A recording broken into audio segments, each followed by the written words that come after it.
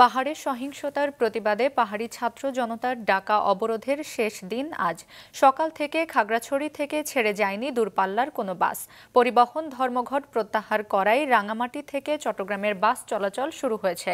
তবে খাগড়াছড়ি ও বান্দরবানের সাথে বন্ধ রয়েছে সড়ক যোগাযোগ। লোডশেডিং, খাবার ও পানি সংকটে ভোগান্তিতে পড়েছে সাজেকে আটকে পড়া প্রায় ১,৫০০ পর্যটক। Desk report.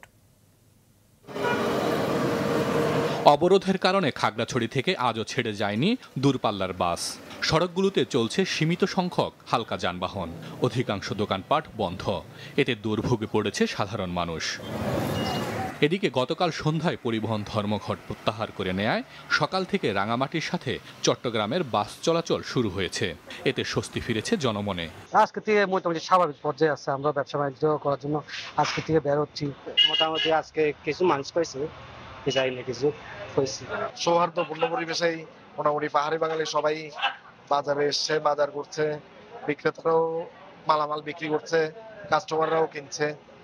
এখন আর কোনো সমস্যা নাই, ভালোই। গত 3 দিন ধরে যে অবস্থা দেখেছি, এটা আমরা পাহাড়ি বাঙালি আসলে ইস্যুটা তৈরি করা, যারাই তৈরি করুন না কেন, এটা পাহাড়ি বাঙালির জন্য আসলে আমাদের সবার জন্য সমস্যা। তবে অবরোধের কারণে বান্দরবান ও খাগড়াছড়ির সাথে বন্ধ রয়েছে রাঙামাটির সড়ক যোগাযোগ। এর ফলে সাজেকে এখনও আটকে আছে প্রায় ১,৫০০ পর্যটক এবং ২ শতাধিক পরিবহন চালক ও হেলপার। লোডশেডিং, খাবার ও পানি সংকটে ভোগান্তি পোহাতে হচ্ছে তাদের। সাজেকে আসলে আমরা বেশ কয়েকদিন ধরে রয়েছে, আমাদের আজ গত 3 দিন ধরে পানির খুব সংকট। আমরা রিসোর্টের সঙ্গে যোগাযোগ করতে গেলে তারা বলছে ভাই আমরা পানি একেবারে উঠাইতে পারতেছি না, বিদ্যুৎ নাই।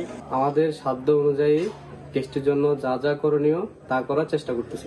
যতটুকু সম্ভব চেষ্টা করছি গেস্টদেরকে সেবা দেওয়ার জন্য, যতটুকু পারি অতটুকু করছি। আমরা কম রাখতেছি সবকিছু থেকে। বাস চলাচল বন্ধ থাকলেও বান্দরবানে স্বাভাবিক রয়েছে জীবনযাত্রা। সম্প্রীতি রক্ষায় বিভিন্ন রাজনৈতিক দল, সংগঠন ও সুশীল সমাজের প্রতিনিধিদের সাথে দফায় দফায় বৈঠক করছে প্রশাসন।